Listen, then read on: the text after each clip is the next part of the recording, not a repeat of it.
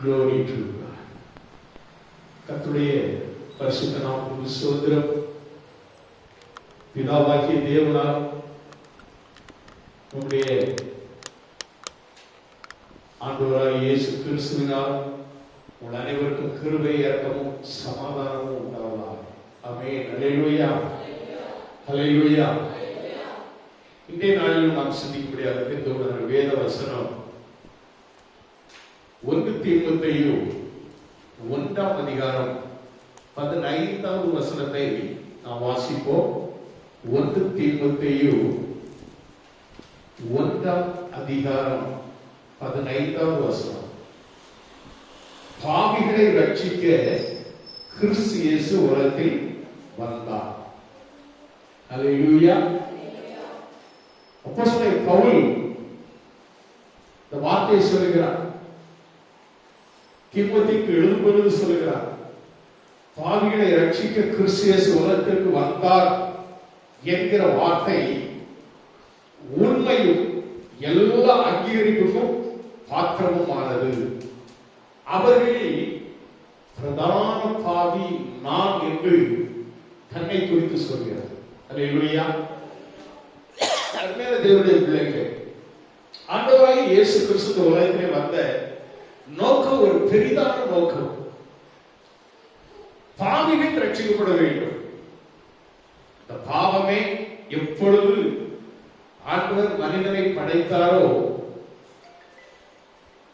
ஆதாம் ஏவாளை படைத்தாரோ, அந்த 2 பேருமே கீழ்ப்படியாமை பாவத்தினாலே விழுந்ததினாலே அந்த பாவம் இன்று வரை தொடர்ந்து கொண்டிருக்கிறது. உலகத்து மக்கள் எல்லாரையும் ஆட்கொண்டு அப்படியாக பாவ சேற்றின் வாழ்க்கையிலே மக்கள் இன்னும் கீழ்ப்படியாமை பாவத்திலே வாழ்ந்து கொண்டிருக்கிறார்கள்.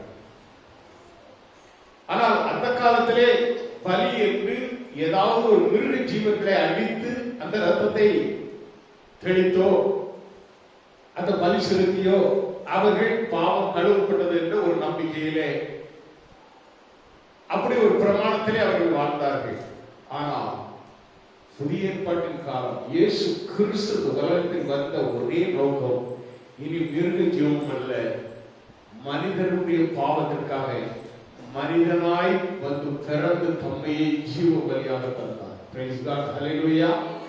அவர் சிந்திய ரத்தத்தினாலே நாம் மீட்கப்படுகிறோம். அவருடைய ரத்தத்தினாலே நாம் பாவங்கள் கழுவப்பட்டவர்களாய் மீட்பை அடைகிறோம். ஆம், எல்லா பாவிகளுக்கும் இரட்சகராக வந்த ஒரே தெய்வம் இயேசு கிறிஸ்து தான். ஹல்லேலூயா, ஹல்லேலூயா. ஆம், சகோதரர், மத்தேயு 9ஆம் அதிகாரம் 13வது வசனத்திலே நாம் வாசிக்கும் பொழுது அங்கு நாம் பார்க்கிறோம், பலியை அல்ல இரக்கத்தையே விரும்புகிறேன் என்பதின் கருத்து இன்னதென்று போய் கற்றுக்கொள்ளுங்கள். நீதிமான்களை அல்ல பாவிகளையே மனம் திருப்பதற்கு அழைக்க வந்தேன் என்று ஆண்டவர் இயேசு சொல்லுகிறார். பிரைஸ் காட், ஹல்லேலூயா. அருமையான தேவனுடைய பிள்ளைகளே, இயேசு சொன்ன வார்த்தை அதுதான். நீதிமான்களை அல்ல, நீதிமான்களை தேடி ஆண்டவர் வரல, பாவிகளை தேடி வந்தார். ஹல்லேலூயா. நீங்க மத்தேயு எழுதின சுவிசேஷம் அந்த 9வது அதிகாரத்திலே அந்த 12 10வது வசனத்தை வாசிங்க. 10 11.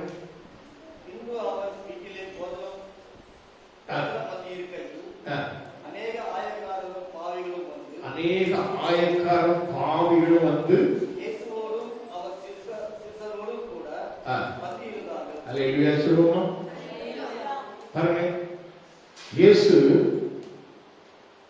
ஆயக்காரரும் பாவிகளோடு பந்தி இருக்கிறார். எல்லாரையும் நேசிக்கிற ஆண்டவர் தேடி வந்தது, பாவிகளை தேடி வந்தார். சொல்லிட்டார், நான் நீதிமான்களை அல்ல பாவிகளையே ரட்சிக்க வந்தேன். அதனால்தான் பாவிகளோடும் ஆயக்காரரோடு இருந்தார். அவரோடு கூட பந்தி இருக்கிறார், அவர்களோடு உணவருந்துகிறார், அவர்களோடு ஆண்டவர் என்ன செய்கிறார்? அவர் சுதந்திரம் அவர்களை அடுத்தது பரிசேயர் அதை கண்டு அவருடைய சிஷ்யரை நோக்கி, உங்கள் போதகர் ஆயக்காரரோடும் பாவிகளோடும் போஜனம் பண்ணுகிறது என்ன என்று கேட்டார்கள் என்று நாம் பார்க்கிறோம். அல்லேலூயா. ஒரு கூட்டம் இயேசுவை குற்றம் கண்டுபிடிக்க, குறை சொல்வதற்கென்றே ஒரு கூட்டம் அப்படியே சுத்திக்கிட்டே வந்தது. ஆனா அவங்கெல்லாம் யார் தெரியுமா? தங்களை தாங்களே நீதிமான்கள் என்று எண்ணிக்கொண்டு பேசுகிறவர்கள். ஒரு கூட்டத்தார் யாரு? அவங்க யாரு? பரிசேயர். இன்னொரு பக்கத்துல சதுசேயர், இன்னொரு பக்கத்துல வேதபாரகர். இப்படி ஒரு கூட்டம் சுத்திக்கிட்டே வரும். ஆண்டவரை சுத்திக்கிட்டே வரும். ஆண்டவர் செய்யக்கூடிய போதனைகளை, ஆண்டவர் செய்யும் அற்புத அதிசயங்களை இது எல்லாருடைய கண்கள் காணாது. எதை மட்டும் பார்ப்பாங்க? குறையை மட்டும் பார்ப்பாங்க. வெறும் குறையை பார்த்து அந்த குறையை குற்றம் சொல்லிக்கிட்டே அலைகிற ஒரு கூட்டம். ஆனால் இயேசு பாவிகளை தேடி வந்த இயேசு. அல்லேலூயா. பாவிகளுக்காக தம்முடைய ஜீவனையும் கொடுக்கத்தக்கதாய் ஆண்டவர் இயேசு கிறிஸ்து வந்தார். Praise God. அல்லேலூயா. மத்தேயு 11:19 நாம் வாசிக்கும் பொழுது, மத்தேயு 11:19 நாம் வாசிக்கும் பொழுது, வந்தார். அதற்கு அவர்கள் ஏதோ போதன பிரியனும் மதுபான பிரியனுமான மனுஷன், ஆயக்காரருக்கும் பாவிகளுக்கும் சிநேகிதன் என்கிறார்கள். அல்லேலூயா. இப்படியெல்லாம் ஒரு பக்கத்துல குற்றமும் குறையும் சொல்லிட்டே இருக்காங்க அப்படின்னு சொல்லிட்டு நாம பார்க்கிறோம். லூக்கா 5:32 ஆண்டவர் சொல்லுகிறார், நீதிமான்களை அல்ல பாவிகளே மனம் திரும்புவதற்கு அழைக்க வந்தேன் என்று அங்கு லூக்கா எழுதிய சுவிசேஷத்தை நாம அதை பார்க்கிறோம். ஆனால் லூக்கா 15:10 நாம் வாசிக்கும் பொழுது, லூக்கா 15:10 நாம் வாசிப்போம். லூக்கா 15:10 அதுபோல மனம் திரும்புகிற ஒரே பாவியின் நிமித்தம் தேவனுடைய தூதருக்கு முன்பாக சந்தோஷமாக இருக்கிறது என்று உங்களுக்கு சொல்லுகிறேன் என்றார். என்ன சொல்லப்படுகிறது? அதுபோல மனம் திரும்புகிற ஒரே பாவியின் நிமித்தம் தேவனுடைய தூதருக்கு முன்பாக சந்தோஷம் உண்டாயிருக்கிறது என்று உங்களுக்கு சொல்லுகிறேன். அல்லேலூயா. ஒரு பாவி ரட்சிக்கப்பட்டால் பரலோகம் சந்தோஷப்படுகிறது. இயேசு கிறிஸ்து பாவிகளைத்தான் தேடி வருகிறார். பாவிகள் அவரை தேடி வருகிறார். நல்ல ஞாபகம் சொல்லுங்க. இயேசு வந்து நிற்கும் பொழுது பாவிகள் அவரை தேடி வருகிறார்கள். தேடி வந்த பாவிகள் அனைவரும், நீங்க அதை பாருங்க, 15ஆம் அதிகாரம் 1-2 வசனங்கள் வாசிங்க. சகல ஆயக்காரரும் பாவிகளும் அவருடைய வசனங்களை கேட்கும்படி அவரிடத்தில் வந்து சேர்ந்தார்கள். அப்பொழுது பரிசேயரும் வேதபாரகரும் முறுமுறுத்து, இவர் பாவிகளை ஏற்றுக்கொண்டு அவர்களோட சாப்பிடுகிறார் என்றார்கள். அல்லேலூயா. எல்லாரும் யோசிப்பார்கள். வசனத்தை கேட்கும்படி ஆயக்காரரும் பாவிகளும் ஆண்டவரை தேடி வந்தார்கள். அப்படி தேடி வந்த அந்த மக்களுக்கு ஆண்டவர் சொன்னதுதான் என்ன சொல்றாரு? மனம் திரும்புகிற ஒரே பாவியின் நிமித்தம் பரலோகம் சந்தோஷப்படுகிறது. அல்லேலூயா. 7வது வசனத்தில் ஆண்டவர் சொன்னார். 7வது வசனத்தில் சொல்லும்போது, அதுபோல மனம் திரும்ப அவசியம் இல்லாத 99 நீதிமான்களை குறித்து சந்தோஷம் உண்டாகிறதை பார்க்கணும். அவர் ரொம்ப தெளிவா சொல்றார். மனம் திரும்ப அவசியம் இல்லாத 99 நீதிமான்களை 99 நீதிமான்களை குறித்து சந்தோஷம் உண்டாகிறதை பார்க்கிறோம். மனம் திரும்புகிற ஒரே பாவியின் நிமித்தம் பரலோகத்தில் மிகுந்த சந்தோஷம் உண்டாயிருக்கும் என்று உங்களுக்கு சொல்லுகிறேன் என்றார். அல்லேலூயா. இயேசு சொன்னாங்க, சொல்றாரு, 100 ஆண்டுகள் மேய்ந்து கொண்டிருக்கிறது. ஒரு ஆண்டு காணாமல் போயிடுச்சு. மேய்ப்பது ஒரு ஆண்டுக்காக 99 விட்டுட்டு அந்த ஒரு ஆண்டுக்கு பின்னால போய் அதை கண்டுபிடிச்சு அதை என்ன செய்யறான்? தூக்கி தோல்ல போட்டு கொண்டு வந்து மிகுந்த மனமகிழ்ச்சி அடைந்தார் என்று சொல்லப்படுகிறது. தப்பி போற ஆடுகள். ஒரு ஆடு என்ன பண்ணிச்சான்? மேய்ப்பனோட என்ன எப்ப பார்த்தாலும் இந்த இடத்துக்கு கூட்டு வர இருக்கதான் மேய்க்கிற, நான் இஷ்டம் போல என்னால எரிச்ச முடியல, அங்கு போய் சாப்பிட முடியல, இங்கு போய் சாப்பிட முடியல அப்படின்னு சொல்லிட்டு அந்த ஆடு என்ன நினைச்சுதான், ஒரு நாள் எல்லா ஆடுகளும் அப்படி முன்னால போகும்போது இது ஒவ்வொரு சொப்பா அப்படி பின்னால் அப்படியே மொட்டி போட்டு அப்படியே இது பண்ணி படுத்துக்கிட்டு அப்படி பின்னால நோண்டு போய் எல்லாம் முன்னால போடுறப்படி. ஏன்னா மேய்ப்பர் முன்னால போயிட்டு இருப்பாரு. ஆடுகளை மேய்ப்பர் எப்படி பண்ணுவாரு, ஆடுகள் பின்னாலே செல்லும். மேய்ப்பர் முன்னால போவாரு, ஆடுகள் பின்னாலே செய்யும். ஒரு ஆடு அப்படியே பம்பி அப்படியே பண்ணி எல்லாம் பண்ணுறபடி சரி நம்மள ஒருத்தர் பார்க்க நம்ம போவோம்னு சொல்லிட்டு அது வாட்டர் போயிட்டு, அது வாட்டர் போச்சு, காட்டுக்குள்ள போச்சு. போல நயமா இப்போ நம்ம ஒரு கண்ட்ரோல் கிடையாது அப்படின்னு சொல்லிட்டு அங்க தொழிச்சு இங்க தொழிச்சு திடீர்னு பார்த்தா போதற்குள்ள இருந்த ஒரு புலி என்ன பண்ணது, இதை துரத்த ஆரம்பிச்சு, கத்த ஆரம்பிச்சு, ஓட ஆரம்பிச்சு, காலை பிடிச்சு ஒரு கம்பு கவிச்சு, இது உதறிட்டு ரத்தம் வழியே ஓடுது. மேய்ப்பனுடைய காதலில் அதனுடைய ஆதரவு சத்தம் கேட்கிறது. மேய்ப்பன் என்ன செய்றாரு, ஆடுகள்லாம் பாதுகாப்பான இடத்துல விட்டுட்டு அவர் போய் அந்த ஆட்டை போய் தேடி போறாரு. அந்த ஆடு கதறி அடிச்சு ஓடி வருகிறது. ஓடி வந்த உடனே என்ன பண்றாரு, கையில இருக்கிற கம்பை வச்சு அந்த புலிய சவுண்ட் போட்டு துரத்திட்டு என்ன பண்றாரு, இந்த ஆட்டை தூக்கி தோல்ல போட்டு கொண்டு வந்து காயத்தை கட்டி அவர் என்ன செய்யறாரு, அதை பழையபடி மேய்ச்சலுக்கு விடுறாரு. அந்த ஆடு நினைச்சுதான், ஐயோ நாம கொஞ்சம் அசந்திருந்தா என்ன செஞ்சிருவோம், ஒரு புலியினுடைய வாய்ப்புள்ள போயிருப்போம், இறையாவது இருப்போமே. மேய்ப்பர் நல்ல மேய்ப்பர் என்ன செய்தார், என்ன வந்து காப்பாற்றிட்டாரு. நான் அவருடைய பாதுகாப்பை விட்டு நான் தானே போறேன், என் பேர்லாம் தப்பு, நான் தான் தவறு செய்தேன். இவ்வளவு ஆடுகளும் மேய்ப்பரின் சத்தத்துக்கு செவி கொடுக்க நான் ஒரு மாத்திரம் போயிட்டேன்னு சொல்லிட்டு இனிமே நான் போக மாட்டேன், போனா என்ன நடக்குங்கிறத எனக்கு நன்றி செய்து தெரிஞ்சுக்கிட்டு அப்படின்னு சொல்லிட்டு அந்த ஆடு ஒழுங்காக ஒரு ஒழுக்கத்தை கற்றுக்கொண்டது. அருமையான பிள்ளைகளை அதைத்தான் ஆண்டவர் சொல்லும், மனம் திரும்புகிற ஒரே பாவி. இந்த நாட்களிலே நாம் அதைத்தான் மற்றவர்களுக்கு நாம் அறிவிக்க வேண்டும். இந்த சத்தியத்தை நாம் மற்றவர்களுக்கு அறிவிக்க வேண்டும். அருமையான பிள்ளைகளை மனம் திரும்புகிறதுக்கு நாம் ஆத்துமாக்களை வேதம் சொல்லுகிறது. யாக்கோபு 5:20 சொல்லுகிறது, தப்பிப்போன மார்க்கத்தினின்று பாவியை திரும்புகிறவன் ஒரு ஆத்மாவை மரணத்திலிருந்து ரட்சித்து திரளான பாவங்களை மூடுவான் என்று அறிய கடவுள் என்று சொல்லப்படுகிறது. யாக்கோபு சொல்ற என்ன சொல்றாரு, தப்பிப்போன மார்க்கத்தினின்று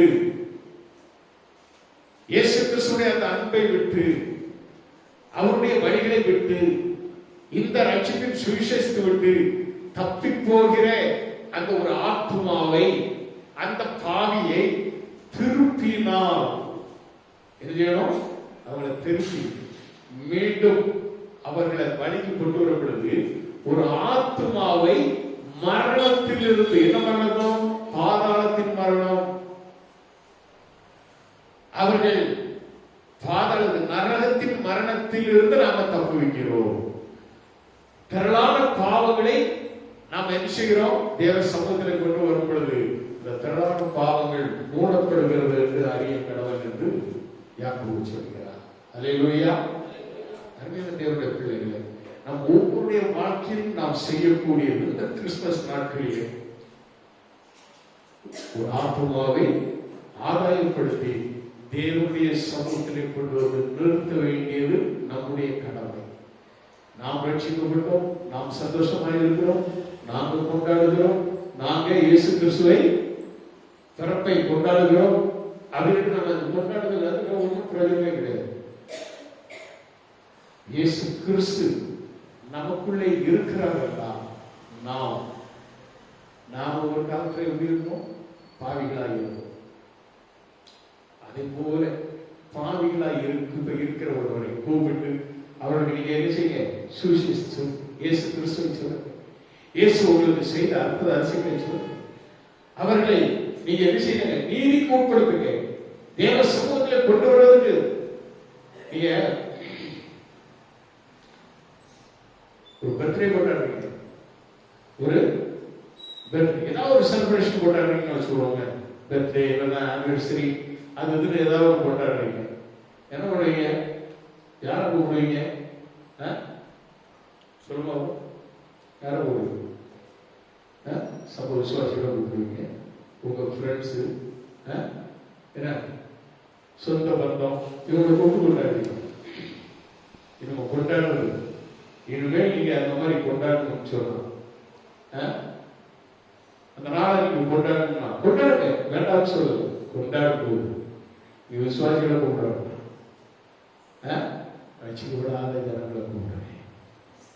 கூப்பிட்டு அந்த நாளில் பாஸ்டரை கூப்பிட்டு ஒரு செய்தி அங்க சொல்லப்பட்டா, உங்க ஃபேமிலி மூலமா ஒரு ஆத்மா ரட்சிக்கப்பட்டா பரவாயில்ல, சந்தோஷப்படுவோம். நீங்க போகும்போது ஒரு கணக்கு உங்களுக்கு இருக்கு. அல்லேலூயா. பாவியை ரட்சித்தார். இதுதான் அக்கௌண்ட். ஆண்டவர் நம்மை கூட்டி செல்லும் பொழுது நாம வெறுமையா செல்லக்கூடாது. அல்லேலூயா. அப்போ ஒரு ஆத்மா, உங்க குடும்பத்தில் நீங்க ஒரு ஃபங்க்ஷன் வச்சு அதன் மூலமா ஒரு ஆத்மா ரட்சிக்கப்பட்டா இந்த அக்கௌண்ட் என்ன செய்யறது? உங்களுக்கு பரவத்துக்கு கொண்டு போறீங்க. அல்லேலூயா. விசுவாசம் கூப்பிடறான்னு சொல்லு. விசுவாசி வருவாங்க, வந்து இருக்கிறவங்க அன்னைக்கு அந்த வீட்டில் உள்ள பிரியாணியோட இந்த வீட்டில் கொஞ்சம் சுமாரான்னு சொல்லிட்டு போயிடுவாங்க சாப்பிட்டுட்டு. என்ன விசுவாசிகளை குறை சொல்றதுக்காக சொல்ல இருந்தாலும் சொல்லு.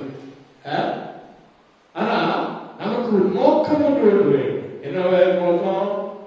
ஒரு ஆத்மா ரட்சிக்கப்படும். அல்லேலூயா. சுவிசேஷம் சொல்லப்படும்.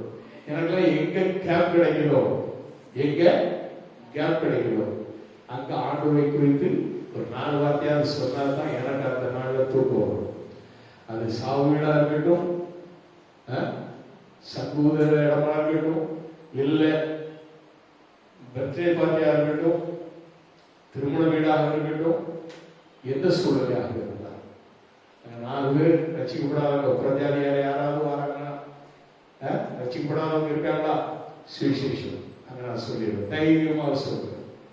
ஆண்டவர் இயேசு கிறிஸ்துவை குறித்து சொல்றேன். இதுதான் ஆண்டவர் என்னை எனக்குள் இருந்து செய்யக்கூடிய காரியம். அல்லேலூயா. இதைத்தான் நீங்க செய்யணும். இவங்க வீட்டில் பர்த்டே கொண்டாடுவீங்களா? எப்படி கொண்டாடுவீங்க? பாஸ்டர் மட்டும் கூப்பிட்டு நான் வர மாட்டேன். நீங்க என்ன செய்யணும்? ஒரு பக்கத்துல அங்க இங்க இருக்கிற ரட்சிக்கப்படாத ஜனங்களை கூப்பிடு, அவங்களுக்கு சாப்பாடு போடுங்க. சாப்பாடு போட்டு அந்த நாளில் அவங்களுக்கு சுவிசேஷம் அறிவிக்கப்பட வேண்டும். வருகை நாள் சமீபமாக காணப்படுகிறது. பாவிகளை ரட்சிக்கும்படியாக கிறிஸ்து இயேசு உலகத்துக்கு வந்தார். அல்லேலூயா. அதனாலதான் ஆண்டவர் அந்த பாவிகளோடு உட்கார்ந்து சாப்பிட்டு அநேக காரியங்களை, அற்புத அதிசயங்களை ஆண்டவர் செய்ய ஆரம்பித்தார். அல்லேலூயா. அருமையான தேவனுடைய பிள்ளைகளே, ஒரு தடவை லூக்கா 7ஆம் அதிகாரம் 37வது வசனத்தை வாசிங்க. அப்போது அந்த ஊரில் இருந்த பாவியாகிய ஒரு ஸ்திரீ இயேசு கிறிஸ்து பரிசேயன் வீட்டிலே பந்தி இருக்கிறதை அறிந்து ஒரு பரணியில் பரிமள தைலத்தை கொண்டு வந்து அவருடைய பாதங்களின் அருகே நின்று அழுது கொண்டு அவருடைய பாதங்களை தன் கண்ணீரினால் நனைத்து தன் தலை மயிரினால் துடைத்து அவருடைய பாதங்களை முத்தம் செய்து பரிமள தைலங்களை பூசினார். அடுத்த வசனம் வாசிங்க. அவரை அழைத்த பரிசேயன். பாருங்க, பரிசேயன் கூப்பிட்டான். இயேசு அவர் வீட்டுக்கு வந்தாரு. அங்க வந்து உட்கார்ந்த உடனே ஒரு பாவியான ஸ்திரீ ஓடி வந்து அவள் என்ன செய்கிறான்? ஒரு பணிவிடையை செய்கிறான். தன்னுடைய பாவத்தை உணர்ந்து அழுதவளாய் ஆண்டுடைய பாவத்தை கழுவி துடைக்கிறார். கண்ணீர்னாலே கழுவி துடைக்கிறார். பரிமள தைலத்தை பூசுகிறார். ஆண்டவருடைய அந்த இறப்பிற்கு முன்பதாக நடக்கக்கூடிய ஒரு சம்பவத்தை அது குறிக்கிறது என்று அவருடைய பெயர் வேதத்திலே கடைசி வரை நிலைநிற்கும் என்று ஆண்டவர் சொல்கிறார். அப்படிப்பட்ட ஒரு பெரிதான காரியத்தை அவர் செய்து கொண்டிருக்கிறார். ஆனால் அழைத்த பரிசை என்ன சொல்றது தெரியுமா? அதை கண்டபோது இவர் தீர்க்கதரிசியாக இருந்தால் தம்மை தொடுகிற ஸ்திரீ இன்னார் என்றும் இப்படிப்பட்டவள் என்றும் அறிந்திருப்பார். இவள் பாவியாய் இருக்கிறாளே என்று தனக்குள்ளே சொல்லிக் கொண்டாள் என்று சொல்லப்படுகிறது. அல்லேலூயா. ஆனா இயேசு என்ன செய்யறார் தெரியுமா? இயேசுக்கு எல்லாம் தெரியும். அல்லேலூயா. இயேசுக்கு எல்லாம் தெரியும். ஒரு பாவி என்று தெரிந்தால் செய்யும். அவன் செய்த பணிவிடைகள் எல்லாவற்றையும் ஆண்டவர் என்ன செய்கிறார்? புகழ்ந்து பேசுகிறார். 44வது வசனத்திலே சொல்லப்படும் பொழுது ஸ்திரீனிடமாய் திரும்பி சீமோனை நோக்கி, இந்த ஸ்திரீயை பார்க்கிறாயே, நான் உன் வீட்டில் பிரவேசித்தேன், நீ என் கால்களுக்கு தண்ணீர் தரவில்லை, இவ்வளவு கண்ணீர்னால் என் கால்களை நனைத்து தன் தலைமறியினால் அவைகளை துடைத்தார், நீ என்னை முத்தம் செய்யவில்லை, இவ்வளவு நான் உட்பிரவேசித்தது முதல் என் பாதங்களை ஓயாமல் முத்தம் செய்தார், நீ என் தலையில் எண்ணெய் பூசவில்லை. இப்ப சொல்ற அடுத்த வார்த்தையில சொல்றாரு, ஆதலால் நான் உனக்கு சொல்லுகிறேன், இவள் செய்த அநேக பாவங்கள் மன்னிக்கப்படுது. Price God. ஹல்லேலூயா. ஹல்லேலூயா. நம் ஆண்டவரை எவ்வளவு தூரத்திற்கு நாம் நேசிக்கிறோமோ, ஆண்டவர் பாவியாகிய நம்மேல் கிருபையாய் இருக்கிற ஆண்டவர். ஹல்லேலூயா. இந்த ஸ்திரீக்கு ஆண்டவர் கொடுத்த ஆசீர்வாதம் என்ன? அதுதான் அவருடைய அநேக பாவங்கள் மன்னிக்கப்பட்டது. இவள் மிகவும் அன்பு கூர்ந்தாளே, எவருக்கு கொஞ்சம் மன்னிக்கப்படுகிறதோ அவன் கொஞ்சமாய் அன்பு கூறுவான் என்று சொல்லி அவளை நோக்கி ஒரு பாவங்கள் மன்னிக்கப்பட்டது என்றார். அல்லேலூயா. அன்பான தேவனுடைய பிள்ளைகள், ஆண்டவர் பாவிகளை தேடி வருகிறார். பாவிகளை தேடி வந்த ஆண்டவர், நீங்க சோதனம் லூக்காவின் சுவிசேஷம் 18ஆம் அதிகாரத்திலே நீங்க பாருங்க, 18ஆம் அதிகாரம் 13வது வசனத்தை வாசிங்க. அங்கே நாம் பார்க்கிறோம், 2 பேர் அங்க வந்து ஆண்டவருக்கு முன்பாக தேவ சமூகத்தில் வந்து தேவ சபையில வந்து அவங்க என்ன பண்றாங்க? ஜெபம் பண்றாங்க. 18ஆம் அதிகாரம் வாசிங்க. ஆயக்காரன் தூரத்திலே நின்று தன் கண்களை வானத்துக்கு ஏறெடுக்க துணியாமல்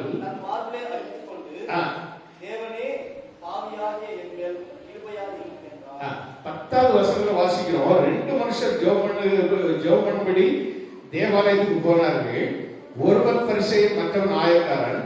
பரிசேயன் நின்று, தேவனே, நான் பரிகாரன், அநியாயக்காரன், விபச்சாரக்காரர் ஆகிய மற்ற மனுஷரை போலவும் இந்த ஆயக்காரன், பக்கத்தில் இருக்கிற ஆயக்காரனை பார்த்து சொல்றான். எப்படி சொல்றான்? இந்த ஆயக்காரனை போலவும் நான் இல்லாமல், நான் ரொம்ப யோக்கிய, நான் ரொம்ப ஆண்டவர் ஒன்ன தேடி வருது. எப்ப நீ ஒன்ன யோக்கிய நீயே சொல்லிக்கிற, ஆண்டவர் ஒன்ன தேடி வருது.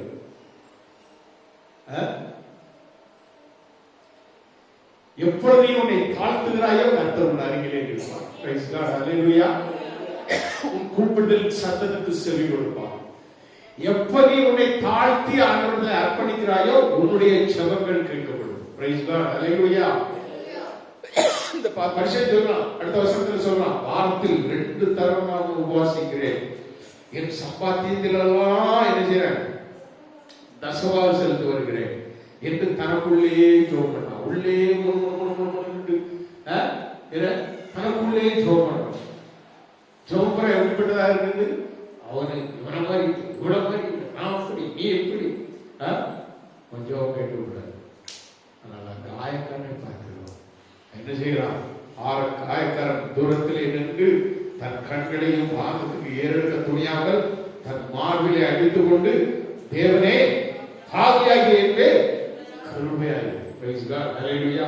நீ எப்பொழுது உன் பாவத்தை நீ நினைத்து உன் பாவத்திற்கு நீ மன்னிப்பு கேட்கிறாயோ, பாவங்களை அறிக்கையிட்டார், பாவங்களை அறிக்கையிட்டார், பாவங்களை மன்னித்து நம்மை ஆசீர்வதிக்கிற ஒரே தெய்வம், நம்மை அரவணைக்கிற ஒரே தெய்வம், தம்முடைய ரத்தத்தாலே கழுவி சுத்திகரித்து தம்முடைய பிள்ளையாய் ஏற்றுக்கொள்கிற ஒரே தெய்வம் நம்முடைய இயேசு ஒருவர் தான். Praise God. ஹல்லேலூயா.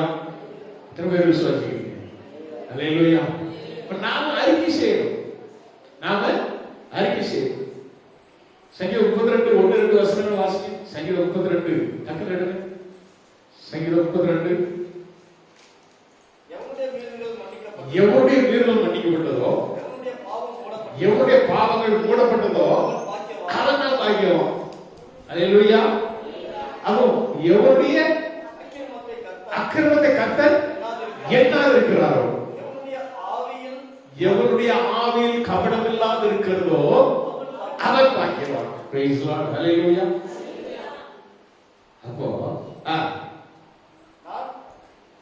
அடைக்க வைத்த மட்டும் நித்தம் என் கதவுகளினாலே என் எலும்புகள் உலர்ந்து போயிடும். இதை அடக்கி வச்சுக்கிட்டு இருந்தா என்ன ஆகும்? சங்கீதக்காரர் அதான் சொல்றோம், நான் அடக்கி வைத்த மட்டும் பாவங்களெல்லாம் அறிக்கை செய்யாம உள்ளே அடக்கி வச்சுக்கிட்டு செஞ்ச பாவங்க அத்தனையும் அவதான் சொல்றான். முதல்ல இவருடைய முதல் வசனம் இது, இவருடைய மீறுதல் மன்னிக்கப்பட்டதோ இவருடைய பாவம் மூடப்பட்டதோ அல்லேலூயா. பாவத்தை உள்ள அடக்கி வச்சுக்கிட்டு இருந்தா உன் எலும்பு பூரா இழுத்து போவோம், உன் குடல் பூரா அழுகி போவோம், உன் உள்ள பூரா என்ன நஞ்சாயிரும். நீ வெளியில அறிக்கை செய்யணும், நீ வெளியில உன் வாயினா. அதுதான் ரோமர் 10ஆம் அதிகாரம் 9-10 வருஷத்தை வாசிங்க. ரோமர் 10ஆம் அதிகாரம் 9-10. நீதி உண்டாக இருதயத்திலே விசுவாசிக்கப்படும், ரட்சிப்பு உண்டாக வாயினாலே அறிக்கை பண்ணப்படும். அல்லேலூயா. அப்ப நம்ம வாயினாலே அறிக்கை செய்யணும். 1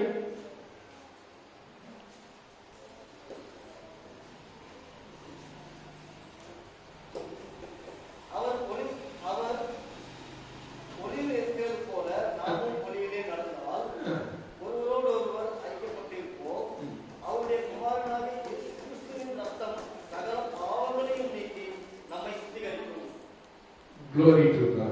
8 வசனம். நமக்கு பாவம் இல்லை, பாவம் இல்லை. 8:9 வாசிங்க. நமக்கு பாவம் இல்லை என்போமானால் நம்மை நாமே வஞ்சிக்கிறவர்களாக இருப்போம். சத்தியம் நமக்குள்ள இருக்காது. சத்தியம் நமக்குள்ள இருக்காது. உண்மை நமக்குள்ள இருக்காது. சத்திய ஆண்டவர் நமக்குள்ள இருக்க மாட்டார். சத்திய இயேசு நமக்குள்ள இருக்க மாட்டார். அதைத்தான் சொல்லப்படுகிறது. சொல்கிறோம், அதில் சொல்லப்படுகிறது, தெளிவாக சொல்லப்படுகிறது, நமக்கு பாவம் இல்லை என்போமானால். அவன் சொல்றான், ஆண்டவரே பாவியாகி என்பே கிருபையாயும், பாவியாகி என்பே கிருபையாயும். அடுத்த வசனம் சொல்கிறது 9ஆம் வசனம். 1:9 நம்முடைய பாவங்களை நாம் அறிக்கையிட்டால் பாவங்களை நமக்கு மன்னித்து எல்லா அநியாயத்தையும் நீக்கி நம்மை சுத்திகரிப்பதற்கு அவர் உண்மையும் நீதியும் உள்ளவராய் இருக்கிறார். நீதி உள்ள ஆண்டவர். நான் அறிக்கை செய்தால் அறிக்கை செய்தால் ஆசீர்வாதம், அறிக்கை செய்தால் ஆண்டவர் மன்னிப்பார், அறிக்கை செய்தால்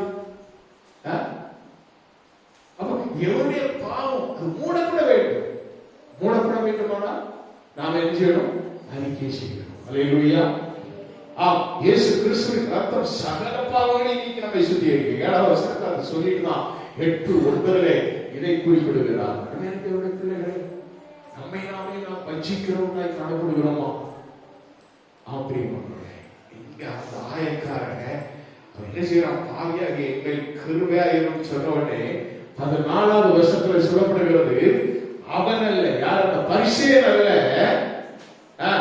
இவனே நீதிமானாக்கப்பட்டவனாய் தன் வீட்டுக்கு திரும்பி போனான் என்று உங்களுக்கு சொல்லுகிறேன். ஏனெனில் தன்னை உயர்த்துகிறவன் எவனும் தாழ்த்தப்படுவான், தன்னை தாழ்த்துகிறவன் உயர்த்தப்படுவான். அல்லேலூயா. Price God. சொல்லுங்களேன். பெருமை ஜெபம் ஆண்டவர் என்ன செய்ய மாட்டார்? ஏற்றுக்கொள்ளவே மாட்டார். தாழ்த்து, தாழ்மைப்படும், பாவங்களை அறிக்கை செய்யும். ஆண்டவரே நான் பாவி, நான் பாவி என்று நீ அறிக்கை செய்யும் பொழுது ஆண்டவர் பாவத்தை மன்னித்து உன்னை நீதிமானாக்குகிறார். உன்னை பரிசுத்த பாதையிலே உன்னை வழிநடத்துகிறார். அவன் தன்னுடைய ரத்தத்தாலே உன்னை கழுவி சுத்திகரிக்கிறான். அதைத்தான் நாம பார்க்கிறோம். அடுத்தவரை நம்ம பார்க்கிறோம்.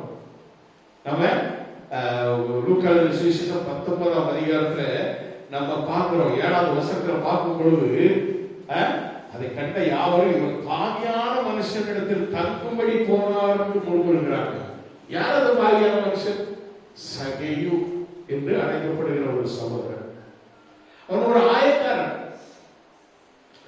அவர்களை இயேசுவை பார்க்கணும்னு ஒரு ஆசை வந்தது. காட்டத்தின் மரத்துல ஏறி உச்சியில போய் நின்று ஆண்டவரை பார்க்கிறான். ஆண்டவர் சொல்றாரு, சகைவே இறங்கா, பேர் சொல்லி இறக்கிறார். அல்லேலூயா, அல்லேலூயா. கண்டுகிட்டான தூரத்துல நீ ஏறி நின்றுட்டு எங்க போய் நின்று நீ இயேசுவை நீ பார்க்கணும்னு நீ நினைச்சா உனக்கு தரிசனமாவது மட்டுமல்ல, உன்னோடு கூட வந்து தங்குவான். அல்லேலூயா. ஆண்டவர் சொன்னாரு, அவன் சொல்றாரு, எழுதுறாரு, அவன் வாக்கு சொல்றாரு 9ஆம் வசனத்துல, இயேசு அவனை நோக்கி, இன்றைக்கு இந்த வீட்டுக்கு ரட்சிப்பு வந்தது இவனும், சொல்லுங்க, இவனும் ஆபிரகாமுக்கு குமாரனாக இருக்கிறானே என்று சொல்றாரு. அல்லேலூயா. ஆண்டவர் பாவிகளை தேடி வந்தாண்டவர், நான் பாவி ஆண்டவரே, என்னை ரட்சியும் ஆண்டவரே, நான் இனிமேல் என்னுடைய வாழ்க்கையிலே நான் இனி தவறு செய்ய மாட்டேன் என்று நீங்கள் ஆண்டவரத்தை நோக்கி அதான் அறிக்கை செய்யணும். ஒரு 8வது வசனத்தை நீங்க வாசித்து பார்த்தீங்கன்னா, ஆண்டவர் நான் இன்று உங்க வீட்டிலே வந்து தங்குவேன்னு சொல்றாரு. சீக்கிரமா இறங்கி சந்தோஷத்தோட அவரை அழைத்துக் கொண்டு போனான் என்று சொல்லப்படுகிறது. 5வது வசனத்திலே நாம் பார்க்கிறோம், அண்ணாந்து பார்த்தவனை கண்டு சலுவே, நீ சீக்கிரமா இறங்குவா, இன்றைக்கு நான் உன் வீட்டிலே தங்க வேண்டும் அப்படின்னு சொன்ன உடனே சந்தோஷமா கூட்டு போறான். காதுல பல சத்தங்கள் வருகிறது. ஒரு பாவியான மனுஷன் இவன் வீட்டுல தங்க போறாரு. காதுல வருது, எஸ், நான் பாவிதான், நான் பாவிதான் சொல்றான். 8வது வருஷத்துல சொல்றான், சகையை கண்டு கர்த்தரை நோக்கி, ஆண்டவரே, என் ஆசைகளில் பாதியை ஏழைக்கு கொடுக்கிறேன். நான் ஒருவரிடத்தில் எதையாயும் அநியாயமா வாங்கினது உண்டானால் நாளத்திலேயே திரும்பி செலுத்துகிறேன். அல்லேலூயா. பாவம் உணர்வு எப்பொழுதும் உனக்குள் வருகிறத உடனே நீ அறிக்கை செய். இயேசு உன்னோடு தங்க விரும்புகிறார். அல்லேலூயா. உன்னோடு வாசம் செய்ய விரும்புகிறார். Praise God. அல்லேலூயா. உன்னோடு கூட போஜனம் பண்ண விரும்புகிறார். உன்னோடு கூட அவர் தங்கி இருந்து வீட்டை ஆசீர்வதிக்க விரும்புகிறார். இந்த ஆசீர்வாதத்தை நாம் பெற்றுக்கொள்ள வேண்டும். அல்லேலூயா, அல்லேலூயா. யாக்கோபு 4ஆம் அதிகாரம் 8வது வசனம் சொல்லப்படுகிறது, தேவனிடத்தில் சேருங்கள். யாக்கோபு 4:8 அப்பொழுது அவர் உங்களிடத்தில் சேருவார், பாவிகளே உங்கள் கைகளை சுத்திகரியுங்கள். பாவிகளே உங்கள் கைகளை சுத்திகரியுங்கள், இருமனம் உள்ளவர்களே உங்கள் இருதயங்களை பரிசுத்தமாக்குங்கள் என்று சொல்கிறார். இருமனம் உள்ளவர் தன்னுடைய வாழ்வில் நிறைவேற்றமாய் இருக்கிறார் என்று யாக்கோபு 1ஆம் அதிகாரத்தில் நாம் வாசிக்கிறோம். இருமனம் உள்ளவர் நம்முடைய வாழ்க்கையில் நாம் இப்பொழுது அநேக சந்தோஷங்களை சமாதானத்தை இழந்து காணப்படுவதற்கு இந்த இருமனம் தான் காரணம். சர்ச்சைக்கு போகவும் வேண்டாம், சர்ச்சைக்கு போகவும் வேண்டாம். காலையில் எந்திரிச்சே நீங்க ஒரு போராட்டம், கடையில இன்னும் கொஞ்சம் நேரம் கழிச்சு போவோம், இன்னும் கொஞ்சம் அப்படி ஒரு நெடிச்சு படுக்கையில் படுத்து ஒரு உருண்டு எந்திரிச்சு போவோம். ஆனால் படுத்தவங்க எந்திரிக்க மாட்டாங்க. 11 மணி ஆகும். சர்ச்சை பாச முடிச்சிருப்பாரு, இன்னும் போய் ஆமேன் படம் வேண்டாம். வாழ்க்கையை சாத்தாருக்கு எப்படி கெடுக்கிறார்? இருமனம் உள்ளவர் தன் வாழ்வில் நிலையற்றவனாக இருக்கிறார். இருமனம் உள்ளவர் தான் எதையாவது அடையலாம் நினைச்சாலும் அடையவே முடியாது. அப்படிதான் வேதம் சொல்லுகிறது. அருமையான தேவனுடைய பிள்ளைங்க. அதனாலதான் சொல்ல யாக்கோபு சொல்றார், உங்கள் கைகளை சுத்திகரிங்க, இருமனம் உள்ளவர்களே உங்கள் இருதயங்களை பரிசுத்தமாக்குங்கள். அல்லேலூயா. ஒரே ஒரு வசனத்தை நான் சொல்றேன். நாம் சொல்றோம், இன்றைய 12:3 அப்போஸ்தலர் பவுல் எழுதுகிறார், ஆகையால் நீங்கள் இழைப்புள்ளவர்களாய் உங்கள் ஆத்துமாக்களில் சோர்ந்து போகாதபடிக்கு. நம்ம எல்லாம் சில வேலைகளில் நாம பல நிலைகளில் நாம் சோர்ந்து போகிறோம். பல சோர்வுகள் நமக்கு உண்டு. அது வேலையினால் காணப்படலாம், இல்லைன்னா சில காரியங்களை நாம் ஆண்டவருடைய சமூகத்தில் வைத்து அது நமக்கு கிடைக்கல அப்படிங்கிறதுனால அதனால நாம் சோர்ந்து போகலாம்.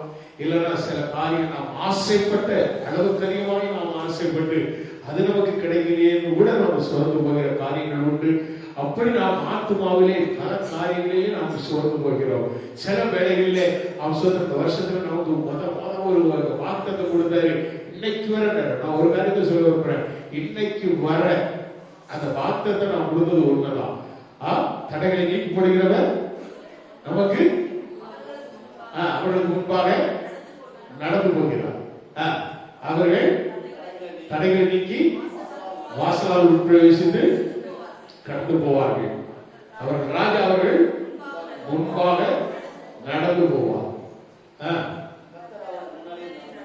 கர்த்தர் அவர்கள் முன்னணியிலே போவார். அல்லேலூயா.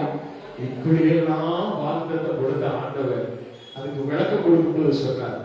என்ன சொன்னாரு? யோர்தானை கடக்கும் போது ஆசாரியருடைய கால் அந்த இடத்திலே வந்து நிற்க பொழுது என்ன நடந்தது?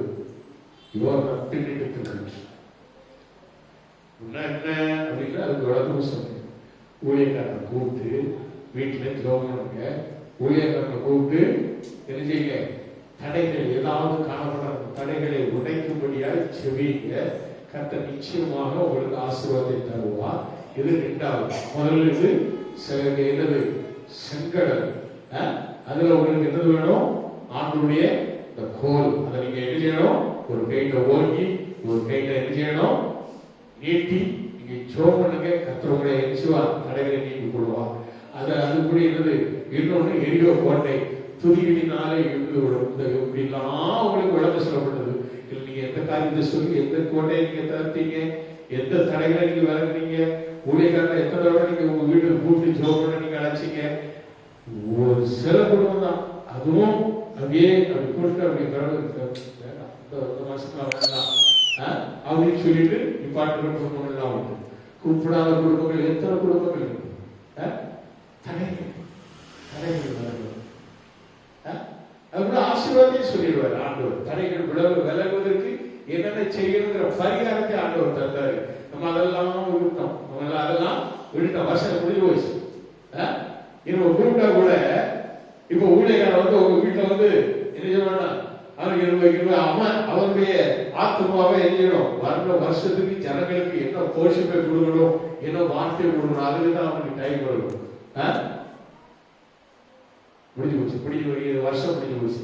இன்னும் வர்ற வருஷத்திலேயாவது கர்த்தருடைய ஆசீர்வதிக்கும்படியாக உங்களுடைய வாழ்க்கையை அமைத்துக் கொள்ளுங்கள். அல்லேலூயா.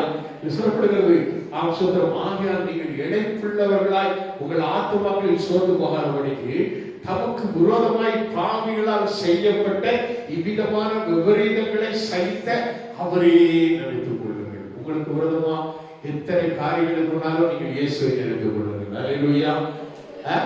அவர் அநேக பாவிகளாலே அநேக இக்கட்டுகளை தீமைகளை அடைந்தார். அவர் நன்மை செய்துட்டே இருப்பார். பாவியின் வீட்டுக்கு போவார், பாவியோடு உட்கார்ந்து சாப்பிடுவாரு, அந்த பாவிகளுக்கு பாவத்திலிருந்து விடுதலை தருவாரு, நோய்களிலிருந்து விடுதலை கொடுப்பாரு, துன்புறுவார்கள் கூட்டு வருவாரு. இவங்க பாவங்கள் மன்னிக்கப்பட்டதுன்னா அவருடைய பாவத்தை ஆண்டவர் மன்னிக்கிறாரு. இப்படி எத்தனையோ காரியங்கள் அவன் சொல்ற கர்த்தர் அனைத்து பாவிகளையும் மன்னித்து நன்மை செய்து கொண்டிருக்கிற ஆண்டவரை பார்த்து தெரியுமா? ஒரு பாவியான மனுஷன். இவரு பாவியான மனுஷன். 9ஆம் அதிகாரத்தில் நீங்க பாத்தீங்கன்னா யோவான் 9ஆம் அதிகாரத்தில் நீங்க பாத்தீங்கன்னா சொல்லப்படும், இவர் பாவியான மனுஷன் என்று நாங்கள் அறிவோம். இவங்க சொல்றாங்க. இவங்களுக்கு தெரியுமா? யாரு சொல்ற? யாரு? பக்கா படவாதிகள்.